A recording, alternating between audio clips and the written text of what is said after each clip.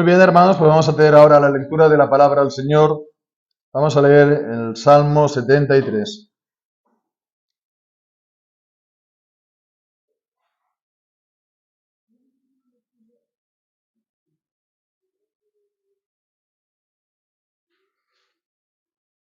Vamos a leer el Salmo entero.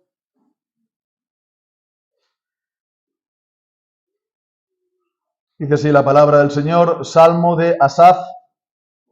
Ciertamente, bueno es Dios para con Israel, para con los limpios de corazón.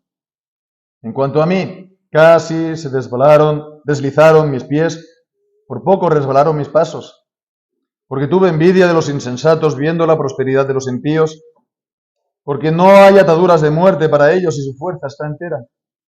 No pasan trabajos humanos y son azotados con los otros hombres. Por tanto, la soberbia los corona, se cubren de vestido de violencia. Los ojos se les salen de gordura, logran con creces los antojos del corazón. Se mofan y hablan con maldad de hacer violencia, hablan con altanería. Ponen contra el cielo su boca y su lengua pasea la tierra. Por eso su pueblo vuelve aquí y aguas en abundancia serán extraídas para ellos. Y dicen, ¿cómo sabe Dios? ¿Y hay conocimiento en el Altísimo? Y aquí estos impíos, sin ser turbados del mundo, aumentaron sus riquezas. Verdaderamente en vano he limpiado mi corazón y he lavado mis manos en inocencia. Pues he sido azotado todo el día y mi castigo empezaba por las mañanas. Si dijera yo, hablaré aquí así, y aquí habría traicionado a la generación de tus hijos. Cuando pensaba para saber esto, fue duro trabajo a mis ojos, hasta que, entrando en el santuario de Dios, entendí el fin de ellos. Ciertamente los has puesto en deslizaderos, en asolamientos los harás caer. ¿Cómo han sido asolados en un momento? Perecieron, se consumieron de terrores, como sueño del que despierta. Así, Señor, cuando despiertes, menospreciarás sus apariencias. Ciertamente se amargó mi corazón, y en mis riñones se sentía punzadas. Mas yo era ignorante y no entendía. Era como una bestia delante de ti. Con todo, yo siempre estuve contigo. Me tomaste de mi mano derecha. Me has guiado según tu consejo. Y después me recibirás en gloria. ¿A quién tengo yo en los cielos? Y fuera de ti nada deseo en la tierra. Mi carne y mi corazón desfallece, mas la roca de mi corazón y mi porción es Dios para siempre. Porque he aquí los que se alejan de ti perecerán. Tú destruirás a todo aquel que fornica apartándose de ti. Pero en cuanto a mí, el acercarme a Dios es el bien.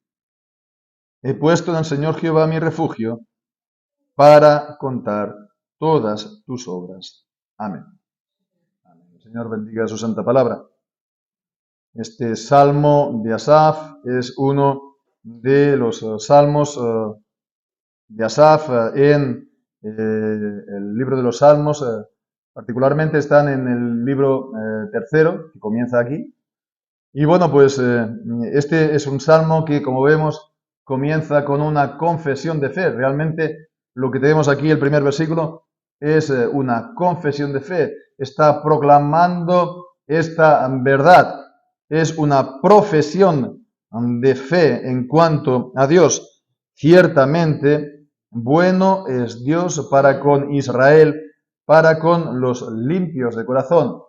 Esta confesión de fe en cuanto a Dios, como Él es, pues fijémonos que está ligada también a todo lo que Él dice en este Salmo y en particular, cuando Él dice en el versículo 13, verdaderamente en vano he limpiado mi corazón y he lavado mis manos en inocencia. Vemos entonces, ciertamente, buenos Dios para con Israel, para con los limpios de corazón. Esto en el versículo 1. Y en el versículo 13, ciertamente en vano he limpiado mi corazón. Y por último, concluye diciendo, pero en cuanto a mí, el acercarme a Dios es el bien. Ciertamente el Señor es bueno y él estuvo en un momento, pues por decir, en vano he limpiado yo mi corazón. Él es bueno para con los limpios de corazón, pero en vano yo he limpiado mi corazón. Y concluye diciendo, el acercarme a mí, el acercarme a Dios, esto es el bien. Por lo tanto, vemos aquí, él está comenzando, pues, por esta verdad. Es, digamos, podríamos decir, dogmático incluso.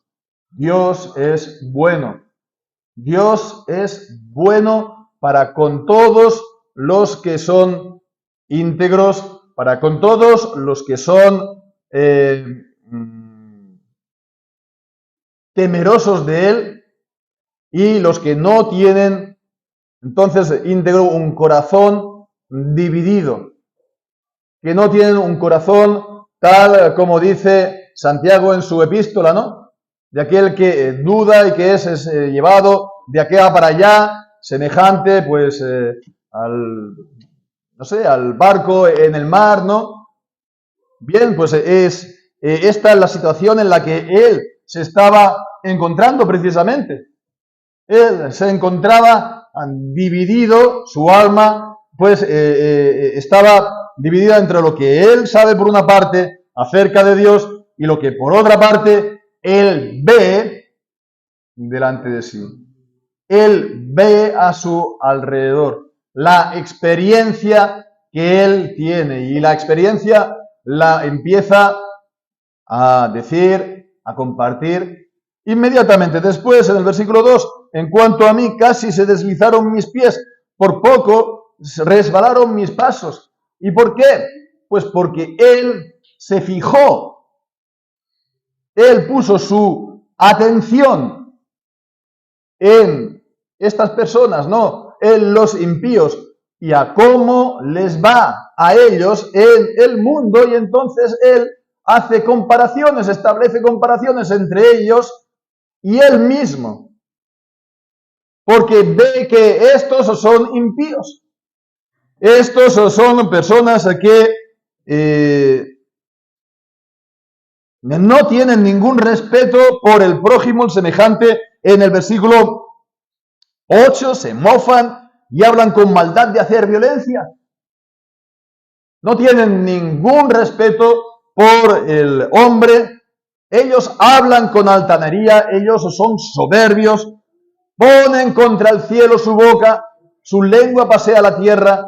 Entonces tienen una soberbia en contra de los hombres, pero también en contra de Dios, en contra del cielo, y no temen hablar insolentemente acerca de Dios. Y lo dice así en el versículo 11, como sabe Dios, y hay conocimiento en el Altísimo, como incluso jactándose. Yo pues hago esto, yo no tengo respeto del hombre, yo me burlo, yo hago lo que quiero y pues me va bien. Es todo lo que está describiendo desde el versículo 3 hasta el versículo 7, que logran todo aquello que se proponen, que tienen abundancia, que están envueltos en grosura, que les va bien. No se puede negar a ellos y sus casas. Y ellos, por lo tanto, como decía, pues ven esto y bueno, dicen, bueno, ¿y Dios qué?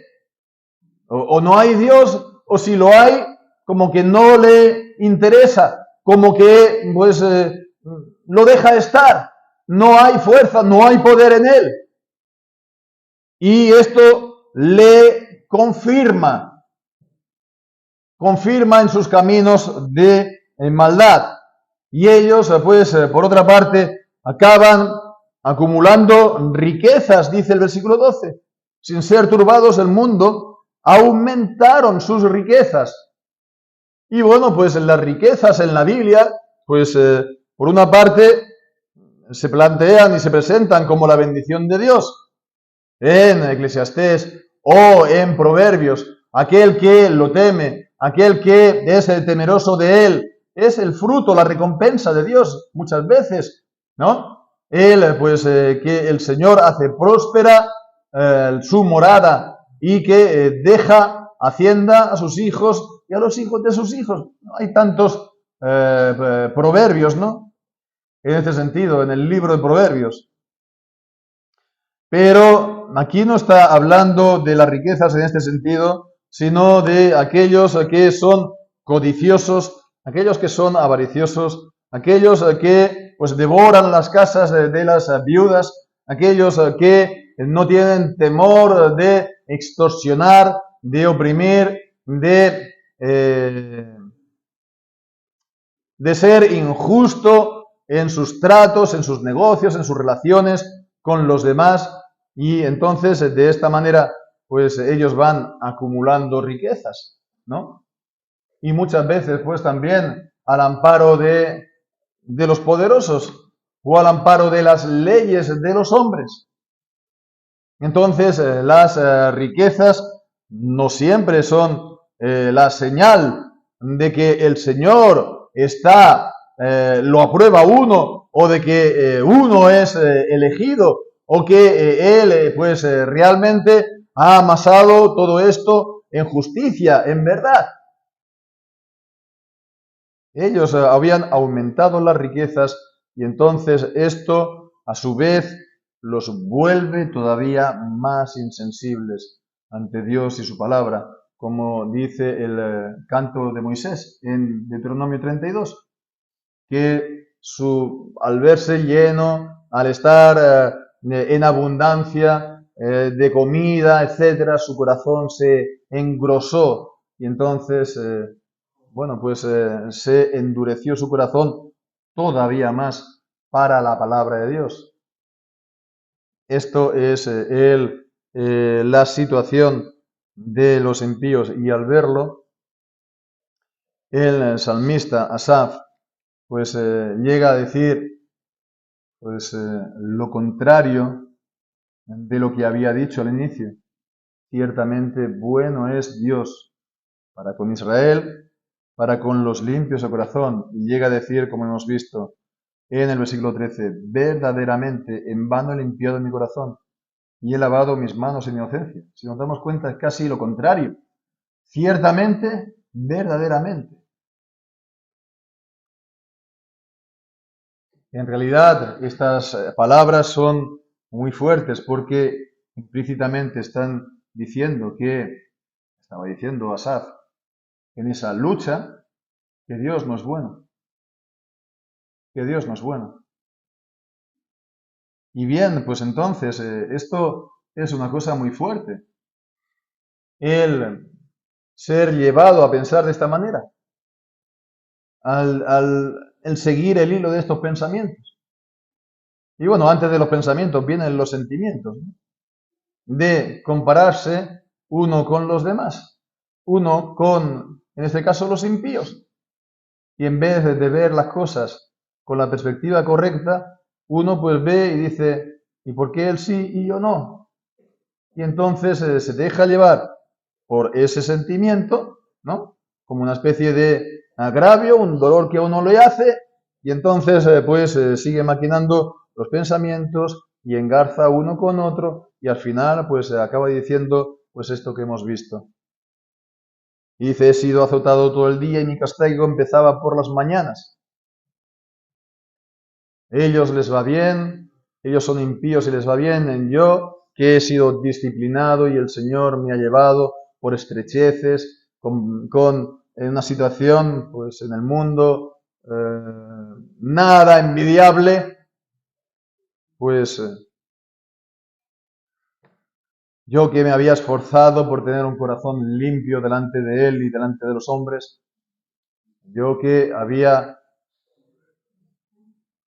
actuado en el temor de Dios para con mis semejantes, pues en vez de tener mi recompensa, estoy viendo pues este ultraje que me hacen los impíos.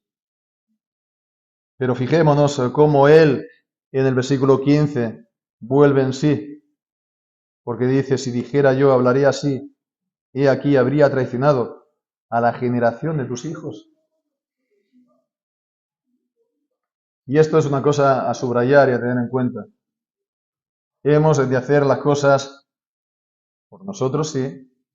Hemos de hacer las cosas también por los nuestros. Hemos de hacer las cosas también por nuestros hijos, por los demás. Hemos de mantener un testimonio a nuestros, en este caso, hijos.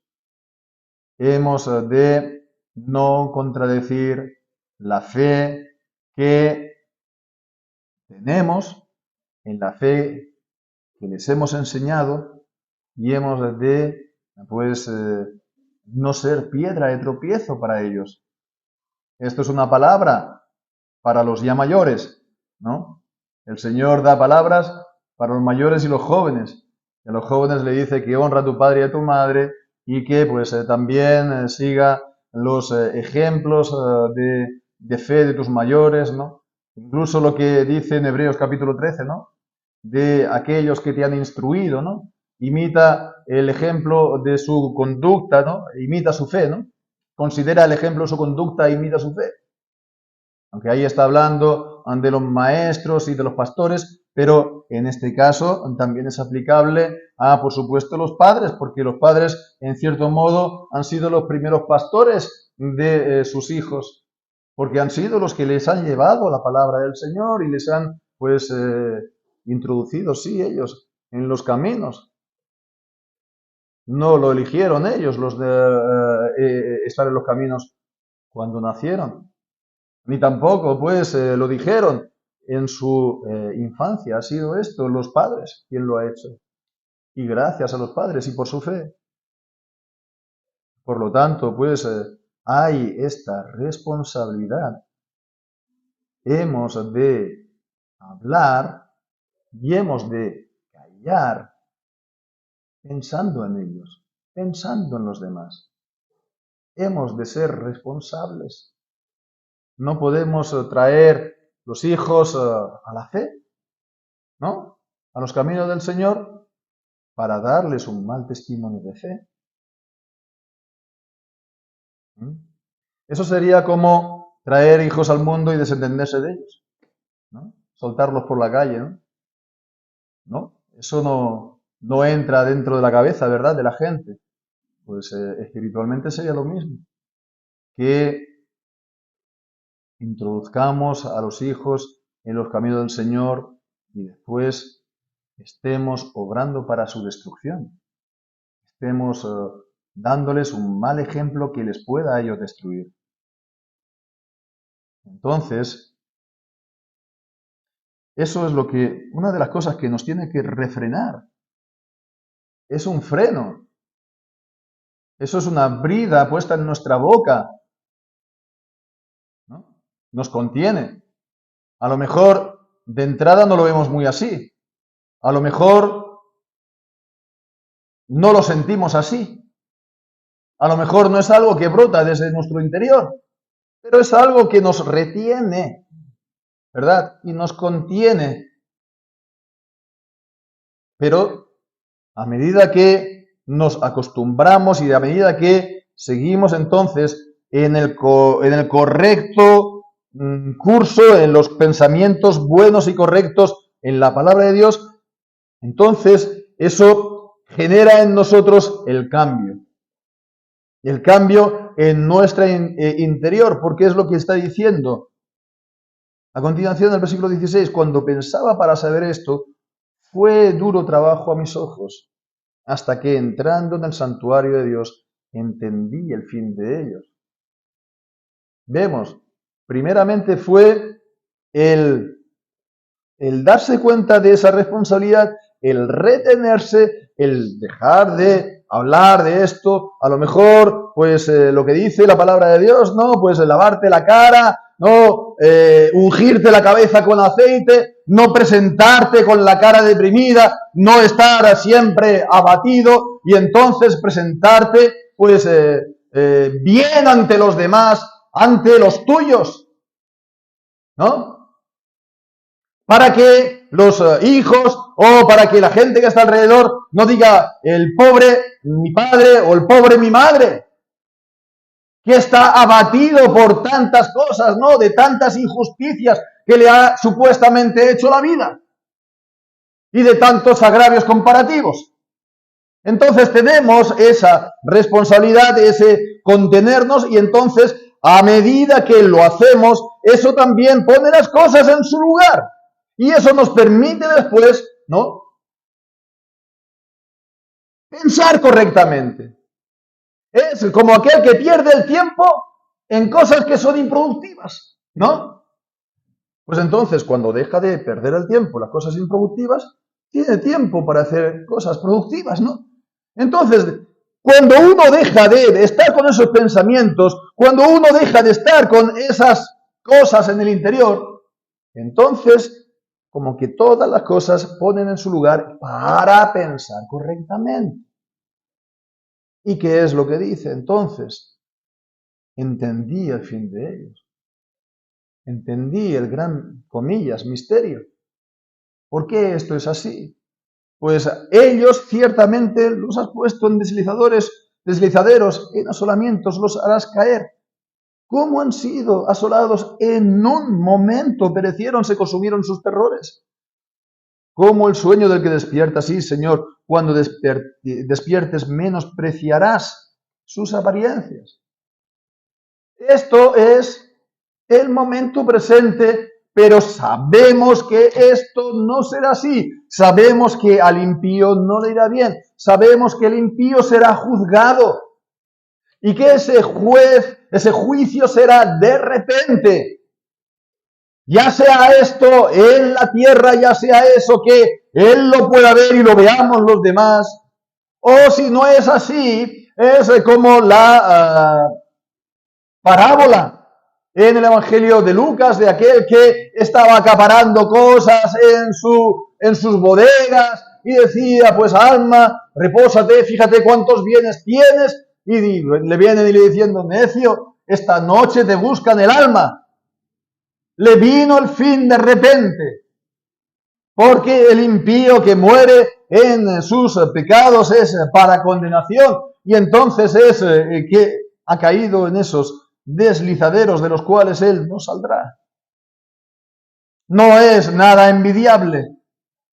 Acordémonos del rico y Lázaro, que él estuvo, conforme a las palabras de este salmo, en deleites en esta vida. Que él estuvo, el rico, pues menospreciando a los pobres y al prójimo y también a Dios. Y él se encontró de repente en los sufrimientos del infierno y el rico en el seno de Abraham. Bien, pues fijémonos que esto, cuando uno lo ve así y cuando uno se da cuenta, al final llega a pensar, pero ¿qué cosas yo he estado diciendo? ¿Por qué me he dejado yo llevar por estos pensamientos? ¿Por qué yo me he dejado llevar por estos sentimientos? ¿Por qué yo era, como dice aquí, versículo 22, era ignorante, no entendía? Incluso dice, como una bestia, yo era como una bestia delante de ti. Y en el Salmo 32 hemos cantado, ¿no? Dice, no seáis como un caballo, que no tienen entendimiento. No seáis como un animal, que hacen las cosas por instinto. No seáis, pues, como, pues no sé, unos animalitos, ¿no?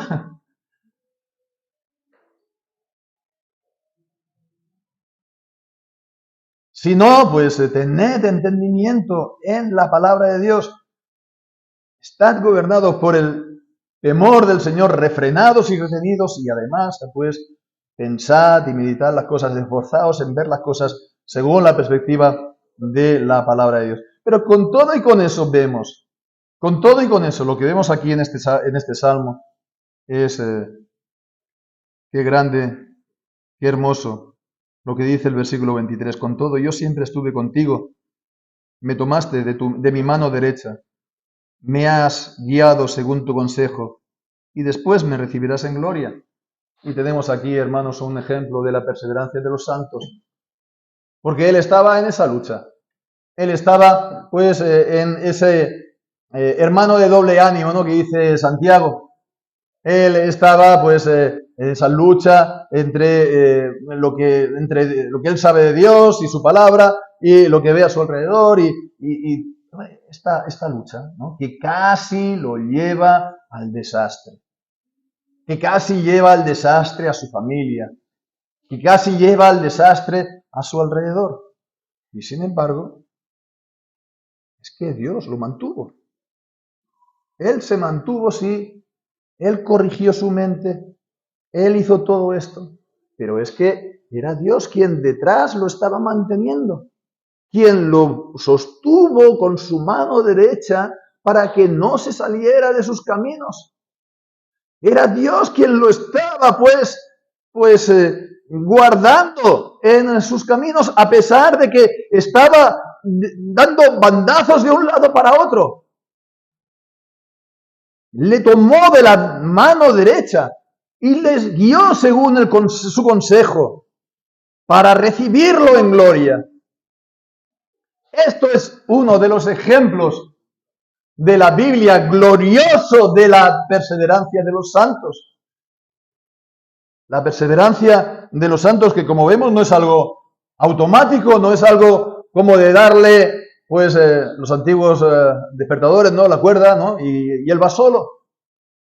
Que eso también implica luchas, que eso a veces se puede traducir en derrotas momentáneas, pero siempre al final es triunfo y victoria en Cristo, para recibir en gloria, para recibir, como veíamos en Efesios capítulo 3, el premio del supremo llamamiento en Cristo Jesús. Y de eso para esto uno ha perseverado de principio a fin. Dios lo ha hecho perseverar y Él se ha esforzado. Él se ha esforzado, pero es porque Dios lo esforzó, porque Dios le dio su gracia, porque Dios no lo soltó, no lo puso en deslizadero para que se caiga. Y bien, pues el gran antídoto de todo esto, ¿qué es? ¿Qué es el gran antídoto para no tener estas luchas? O para tenerlas en menor medida, o para no ser llevados tan lejos, o no ser una experiencia tan dolorosa, como dice esas punzadas que sienten los riñones en todo su interior. ¿Cuál es entonces el secreto? Si es que se puede hablar así, si es que lo hay. Pues fijémonos, hermanos, lo que dice Colosenses el capítulo 3, a partir del versículo 1. Si pues habéis resucitado con Cristo, buscad las cosas de arriba, donde está Cristo sentado a la diestra de Dios. Poned la mira en las cosas de arriba, no en las de la tierra. ¿Qué era lo que pasaba con Asaf, con el salmista? Que él miraba las cosas de la tierra, que él miraba las cosas de aquí abajo, él miraba las cosas tal como se presentan a los ojos. Él estaba muy apegado a las cosas de esta vida. De cierto modo es normal, porque estamos en ella, ¿verdad? Claro que sí. Pero no ha de apegarse nuestro corazón a ellas. Nos hemos de apegar al Señor, a las cosas de arriba, es decir, las celestiales, porque dice, estáis muertos y vuestra vida está escondida con Cristo en Dios. Es lo mismo que decía el apóstol Pablo en Efesios, de que estamos asentados en los lugares celestiales en Cristo.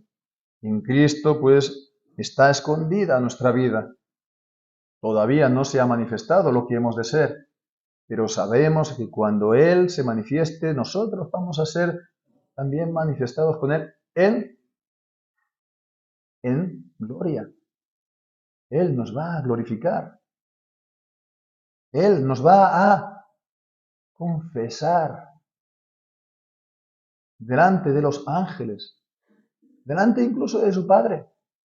porque nosotros confesamos y no negamos a Jesucristo, y confesamos y no negamos que Él es bueno. Confesamos y no negamos que hay al final una recompensa para el justo.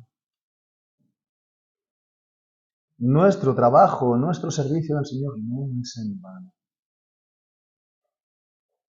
Puede tardar, a lo mejor años, puede tardar, a lo mejor décadas, puede a lo mejor que no lo veamos y lo vean nuestros hijos, puede que no lo vean nuestros hijos y lo vean los suyos, puede tardar generaciones y hasta siglos, pero el Señor es fiel, el Señor cumple todo lo prometido, hay una recompensa para el hombre fiel. Incluso la hay en la tierra. El Señor no deja caer ninguna de sus palabras, ninguna de sus promesas a tierra. Así pues, hemos de valorar las cosas de aquí abajo, sí, en la medida que es justo hacerlo, pero hemos de decir, a fin de cuentas, versículo 25, ¿a quién tengo yo en los cielos? ¿A quién tengo yo en los cielos? En los cielos tenemos a Jesucristo, nuestro sumo sacerdote, el que murió por nosotros. Él está intercediendo por nosotros. ¿A quién tengo yo en los cielos? A Jesucristo. Y fuera de ti, nada deseo en la tierra. Es decir, que si tú me das bienes, contigo bien, pero no me des bienes sin ti. Si tú me das bendiciones en esta vida, contigo bien, pero no me las des sin ti. No me des nada sin ti. Todo lo que yo reciba sea en ti. Todo lo que yo viva sea en la fe del Hijo de Dios, Jesucristo, el cual me amó y se entregó a sí mismo por mí. Y su bandera, su estandarte fue sobre mí amor. Como hemos visto esta mañana. Mi carne y mi corazón desfallecen, mas la roca de mi corazón y mi porción es Dios para siempre. Y es lo que canta también el Salmo 16, ¿verdad? Dios es mi porción, Dios es mi lote, Dios es mi herencia. Y por lo tanto, las cuerdas me cayeron en lugares deleitosos y es hermosa la heredad que me ha tocado. Así pues, sabiendo que los que se alejan de Dios perecerán, destruirás a todo aquel que fornica, apartándose de ti, aquel que es infiel al Señor. El Señor pues también lo destruirá, pero en cuanto a nosotros, el acercarnos a Dios es el bien. Él es bueno y para nosotros no hay otro bien más que el Señor. Acercarnos al Señor es bien. He puesto en el Señor Jehová mi refugio para contar todas tus obras. O sea, que así sea, hermanos, que seamos entonces, sigamos caminando en este camino, ¿no?, que tenemos por delante, tal como nos cuenta este salmo. Guardemos también en el corazón, meditémoslo también el día de hoy y en los días venideros. Que el Señor bendiga su santa palabra.